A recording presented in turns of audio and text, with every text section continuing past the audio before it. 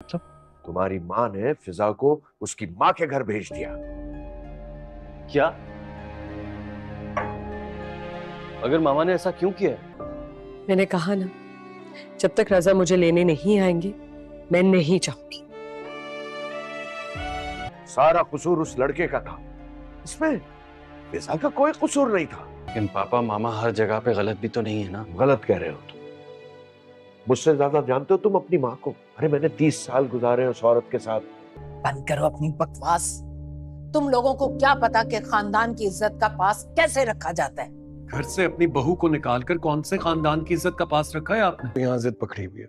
उसने भी जिद पकड़ ली है कि जब तक रजा भाई उसे लेने नहीं आएंगे वो नहीं आएगी, और अगर रजा भाई ना आए तो वो भी घर वापस नहीं आएगी।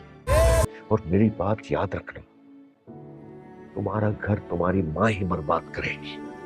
नाज़रीन, रजा के बाप रजा को सारी हकीकत से आगाह कर देता है और उसे यही बताता है कि तुम्हारी अम्मी ने तुम्हारी बीवी को घर से निकाल दिया। जैसे ही वो ये बात सुनता है वो अपने अब्बू को यही कहने लगता है कि ऐसा अम्मी कैसे कर सकती है। वहीं दूसरी तरफ आपको यही देखने को मिलेगा, रजा अपनी अम्मी जहांरा के पास जाएगा, जहां उसे वो मुतमईन भी कर लेगी और उसे बातें करके अपना भी बना लेगी। और दूसरी तरफ आपको ये भी देखने को मिलेगा कि जहांरा के दूसरे बेटे अली और उस्मान बगावत पर उतर आ चुके होते हैं और वो अपनी अम्मी से यही कह रहे होते हैं कि आपने ये अच्छा नहीं किया। तो वो अपने बेटों को यही कह रही होती है कि तुम तो चुप करो, तुम्हें मालूम ही नहीं है कि खानदानों की इज्जत कैसे बचाई जाती है। वहीं अली उसे यही कहता है कि अपनी बेटियों को घर से निकाल कर इज्जत बचाई जाती है, यह है खानदान की हिफाजत करना। और दूसरी तरफ आपको ये भी देखने को मिलेगा कि रजा भी अब अपनी अम्मी के चुंगल में फंस चुका होता है। वो अपने अब्बू से यही कह रहा होता है अम्मी कुछ गलत भी नहीं कह रही है, वो सही कह रही है। तो उसका बाप उसे यही कहता है कि तुम्हारी अम्मी को तुमसे ज्यादा मैं जानता हूँ, मैंने 30 साल उसके साथ गुजारे हैं, तुम मेरी बात याद रखना, तुम्हारा घर अगर कोई खराब करेगा तो वो तुम्हारी अम्मी होगी। दूसरी तरफ अली सारा मसला हल करने की कोशिश कर रहा होता है। वो आयजा को फोन करता है तो आयजा उसे यही कहती है कि फिजा तो यही कह रही है कि मुझे जब तक रजा लेने नहीं आएगा तब तक मैं वापस नहीं जाऊंगी। और वहाँ अली यही कह रहा होता है कि रजा तो नहीं आने वाला। तो फिजा जवाब देते हुए कहती है कि अगर वो नहीं आएगा तो फिजा कभी भी वापस नहीं आएगी।